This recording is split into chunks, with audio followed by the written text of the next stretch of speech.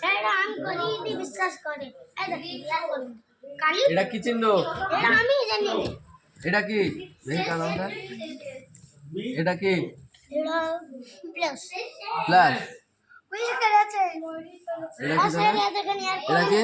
Plus এটা? এটা যোগ। এটা যোগ আর এটা প্লাস। যোগ আর প্লাসের মধ্যে পার্থক্য কি?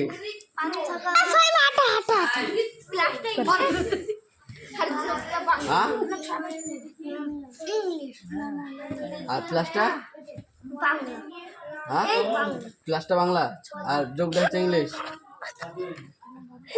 সত্যি আর কলমের চিহ্নটা এটা আমি করে নিয়েছি। তুমি করো না, এটা আমি করেছি, এটা আমি তোমাকে দিয়েছি। আপনি আমি দিয়েছি, তাহলে এটা কি দিয়েছি? এটা মাইনাস বিয়োগ। আয় পাইগেন তাহলে 3 থেকে 2 বাদ দিলে কত হয়? 1 হবে। বিয়োগ মানে কি করতে হয়? স্যার এটা আমি করি। আমি করে নি।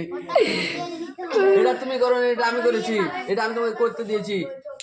এটা মানে কি? এটা মানে বিয়োগ, বিয়োগ করতে দিয়েছি। আর এটা মানে যোগ, যোগ করতে দিয়েছি। প্লাস যোগ এটাকে বলা হয়, আর বিয়োগ মাইনাস বলা হয় এটাকে। বিয়োগ মানে কি? বিয়োগ মানে যোগ। বিয়োগ মানে যোগ। বিয়োগ মানে যোগ। বিয়োগ মানে বাদ দিতে হবে। বিয়োগ মানে বাদ দিতে। তাহলে এখানে 3 থেকে 3 আর 2 5 হলো কি করে? বাদ দিলে 3 থেকে 2টা বাদ দিলে তোমরা 3 জন আছো, 2 জন চলে গেল ঘর থেকে, তাহলে কজন থাকলে? কি বললে? এখানে এই ঘরে 3 জন ছিলে, 2 জন চলে গেল, তাহলে কজন থাকলে? ইয়ার দিকে 3 জন। 3 জন ছিলে, 2 জন ঘর থেকে বাইরে গেল, তাহলে কজন থাকলে ঘরে? 1 জন। তাহলে এখানে 1 হবে, 5 হবে না। না না 5 জন বের হলো, 2 জন।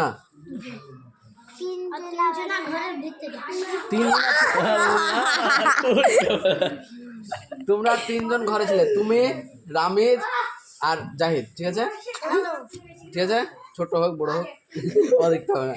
যে জাহিদ আর রামিজ ঘর থেকে চলে গেল, তাহলে কে থাকলো ঘরে? একজন আমি। তাহলে ওই এক বেশি। বুঝা গেল? জি তোমাকে 7 টাকা তোমার মা দিল। যে তোমার ভাই তোমার ভাই তোমাকে 1 টাকা নিয়ে নিল তোমার কাছ থেকে, তাহলে তোমার কাছে কত টাকা থাকলো? টাকা নিয়ে নিল। হ্যাঁ 5 টাকা থাকবে, তাহলে 4 হলে 5 হবে।